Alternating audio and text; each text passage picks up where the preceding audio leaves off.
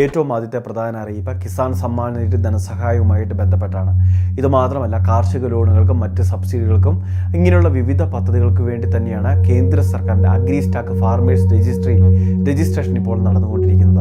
ആദ്യഘട്ടത്തിൽ കൃഷിഭവൻ വഴി മാത്രമായിരുന്നു. പിന്നീടത് അക്ഷയ സെൻ്ററുകളിലും അതോടൊപ്പം തന്നെ കോമൺ സർവീസ് സെൻ്ററിലും ജനസേവാ കേന്ദ്രങ്ങൾ മറ്റ് ഓൺലൈൻ സർവീസ് സെൻ്ററിലെല്ലാം ഇപ്പോൾ ഇവിടെ വെരിഫിക്കേഷൻ ചെയ്ത് കൊടുക്കുന്നുണ്ട്.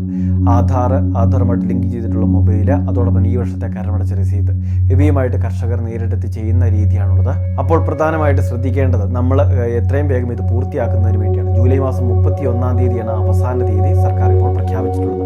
ഇളവുകളോട് ചിലപ്പോൾ തീയതി നീട്ടാനും സാധ്യതയുണ്ട്. അതിനെ സംബന്ധിച്ച് അനൗൺസ്മെൻറ്റ് ഒന്നും വന്നിട്ടില്ല.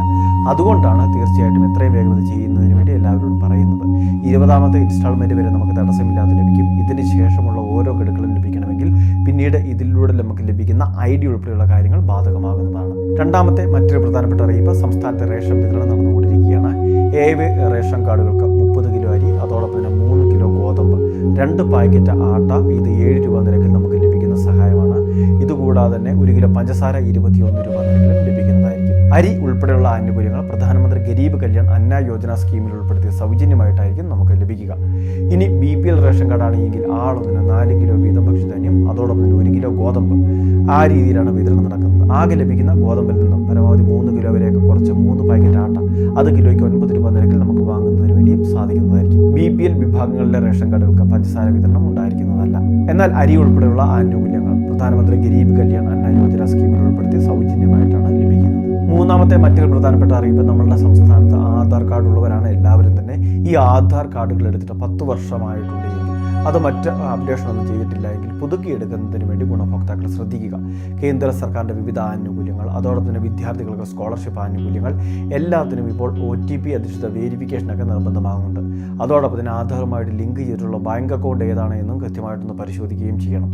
കാരണം ആധാർ വഴിയാണ് ഇപ്പോൾ വിവിധ സബ്സിഡി ആനുകൂല്യങ്ങൾ വിതരണം ചെയ്യുന്നതും.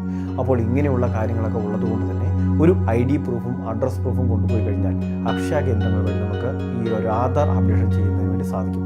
നമ്മുടെ ഫോൺ വഴിയും ഇത് ചെയ്യാം. ഇത് നമുക്ക് സൗജന്യമായിട്ട് ചെയ്യാനുള്ള അവസരമുണ്ട്. ഓൺലൈൻ വഴി ഫോണുകൾ വഴി ചെയ്യുന്നതിന് നമുക്ക് അടുത്ത വർഷം വരെ ഇപ്പോൾ അവകാശം കേന്ദ്ര സർക്കാർ അനുവദിച്ചിട്ടുണ്ട്. ഏറ്റവും അവസാനത്തെ പ്രധാന അറിയിപ്പ്, നമ്മളുടെ സംസ്ഥാനത്ത് വിദ്യാർത്ഥികൾക്ക് വേണ്ടി വിവിധ സ്കോളർഷിപ്പിലേക്കുള്ള അപേക്ഷകളാണ് ഇപ്പോൾ നടന്നുകൊണ്ടിരിക്കുന്നത്. ഏറ്റവും പ്രധാനപ്പെട്ടത് നമ്മളുടെ സംസ്ഥാനത്തെ OBC OEC വിദ്യാർത്ഥികൾക്ക്, അതും കേന്ദ്ര അംഗീകാരമുള്ള അല്ലെങ്കിൽ ദേശീയ പ്രാധാന്യമുള്ള വിദ്യാഭ്യാസ സ്ഥാപനങ്ങളിൽ പഠിക്കുന്ന വിദ്യാർത്ഥികളുണ്ട്. അതോടൊപ്പം നമ്മുടെ സംസ്ഥാനത്താണെങ്കിലും ഹയർ സെക്കൻഡറി കോഴ്സുകൾ അല്ലെങ്കിൽ CA CMA CS പോലുള്ള കോഴ്സുകൾ, ഇങ്ങനെയുള്ള വിവിധ കോഴ്സുകളൊക്കെ പഠിക്കുന്ന വിദ്യാർത്ഥികൾക്ക് ഇപ്പോൾ സ്കോളർഷിപ്പിന് വേണ്ടി അപേക്ഷ വെക്കാൻ സാധിക്കുന്നതാണ്. ജൂലൈ മാസം 31-ാം തീയതിക്ക് മുൻപ് അപേക്ഷകൾ വയ്ക്കുന്നതിന് വേണ്ടി ശ്രദ്ധിക്കുക. ഈ ഗ്രാൻസിൻ്റെ 3.0 പോർട്ടൽ വഴിയാണ് അപേക്ഷകൾ സബ്മിറ്റ് ചെയ്യേണ്ടത്. വളരെ പ്രധാനപ്പെട്ട കുറച്ച് അറിയിപ്പുകളാണ് വീഡിയോ വഴി ഷെയർ ചെയ്തത്. ഇതുപോലുള്ള വിവിധ അറിയിപ്പുകൾക്ക് ചാനൽ സബ്സ്ക്രൈബ് ചെയ്യുക, ഫോളോ ചെയ്യുക.